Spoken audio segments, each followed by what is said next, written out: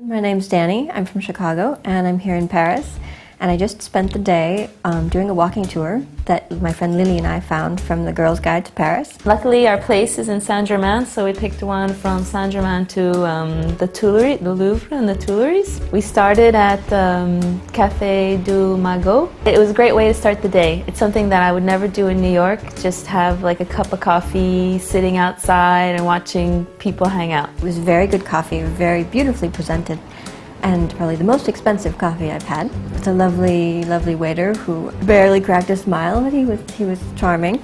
It was right across the street from the Église Saint-Germain, this beautiful old church, and the morning sunlight. It was a gorgeous morning.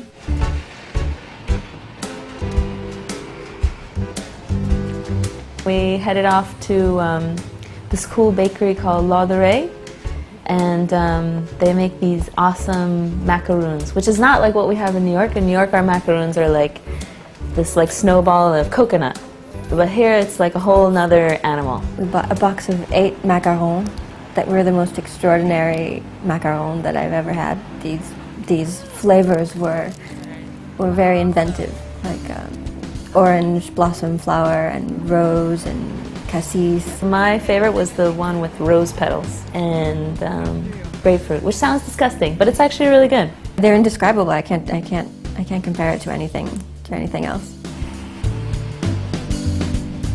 After La Durée, where did we go? We walked towards Rue de Seine, I think, on Rue Jacob. We were trying to find Simone de Beauvoir's house, which now looks like a rundown hostel. But maybe back in the day, maybe she got a lot of inspiration living like a pauper, but I'm sure it was really cool back then. So we got some guy to take a picture of us in front of Madonna, American icon.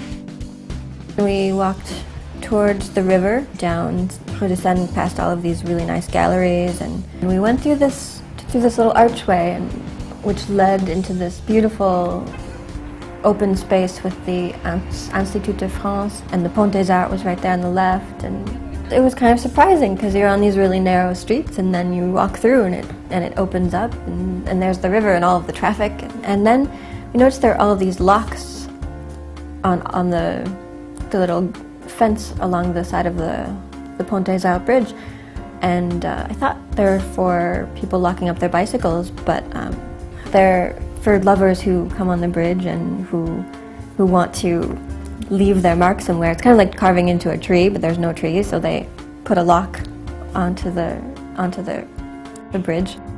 We went into the Place de Carré, which is a square off of the Louvre, and that's really beautiful. There's a fountain there. We made a wish, a realistic wish.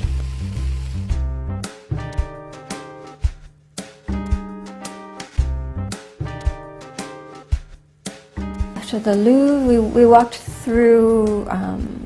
We walked towards the Tuileries and through this archway where there are all these vendors selling Eiffel Towers and hats and bags.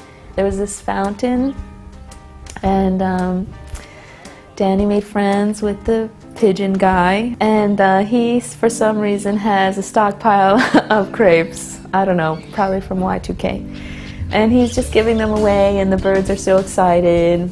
And then it's just like Animal Kingdom in the middle of the Tuileries. So we got a little bit involved. Lily was a little afraid of that, a little squeamish. She preferred to stand back and take photos at first. But then I think we got excited from feeding the pigeons that we got hungry, so then we went and bought a crepe. I guess we could have eaten it out of that guy's hand if we really wanted to. But we wanted something with cheese and mushrooms, and he didn't have that. That would have been so cool. We found a little crepe stand. It looked closed, but the man working there was really nice, and so we stopped there to have a couple of crepes. We made it to the end of the Tuileries, which is a huge garden, and that's so nice because it's in the middle of Paris, and that was really awesome.